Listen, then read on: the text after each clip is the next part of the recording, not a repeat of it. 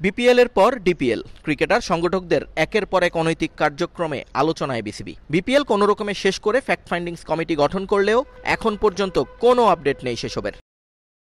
এবার নতুন ঘটনা ঢাকা প্রিমিয়ার লিগে সুপার সিক্সের লড়াইয়ে থাকা না থাকার হিসেব মেলাতে একে অপরকে ম্যাচ ছেড়ে দেওয়ার অভিযোগ উঠছে ক্লাবগুলোর বিপক্ষে। শাইনপুকুর গুলশান ম্যাচে দুই ক্রিকেটারের আউটের ধরন অবাক করেছে সংশ্লিষ্টদের। শাইনপুকুর ক্রিকেট ক্লাবের মিনাজুল আবেদিন এবং রহিম আহমেদ যেভাবে উইকেট বিলিয়েছেন তা প্রশ্নের জন্ম দিয়েছে ডিপিএল এর ইন্টিগ্রিটি নিয়েও।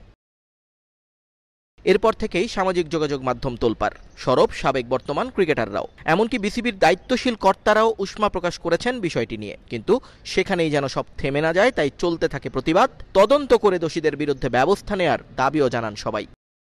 অবশেষে ঘটনা ঘটার একদিন পর বিবৃতি দিল বাংলাদেশ ক্রিকেট বোর্ড। জানালো তদন্ত শুরু হয়েছে অভ্যন্তরীণ পর্যায়ে, যেখানে অ্যান্টি কারাপশন ইউনিটের সঙ্গে আছে লিগের টেকনিক্যাল কমিটির সদস্যরাও। বাংলাদেশ ক্রিকেটের মর্যাদা রক্ষায় কোনো ধরনের অনৈতিক কাজকে প্রশ্রয় দেওয়া হবে না বলে হুঁশিয়ারি দেওয়া হয় সেখানে।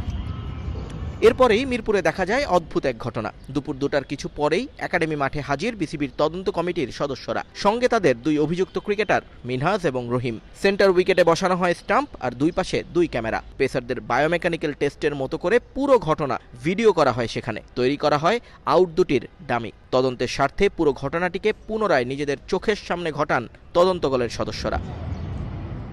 মাঝে মাঝে যখন কোনো প্রশ্ন ছিল সেগুলো তারা ছুড়ে দিচ্ছিলেন দুই ব্যাটারের দিকে, বোঝার চেষ্টা করছিলেন তাদের মানসিক অবস্থা। উত্তর মনোপুত হলে চলে যাচ্ছিলেন পরের ধাপে, না হলে চলছিল আলোচনা।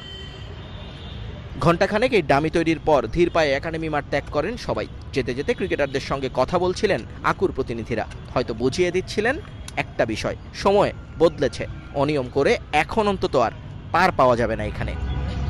নিয়ন মুহাইমিন, সময় সংবাদ, ঢাকা।